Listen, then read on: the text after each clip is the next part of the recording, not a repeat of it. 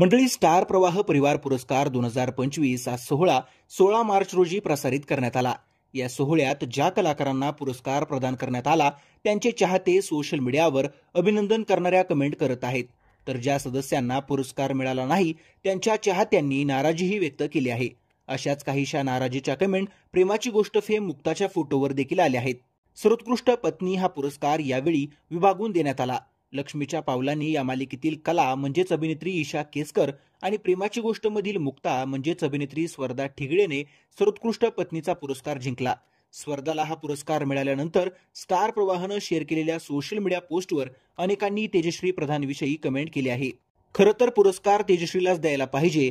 कष्ट एकीचे, पुरस्कार एकीला, काही पण एक पुरस्कार वाया गेला।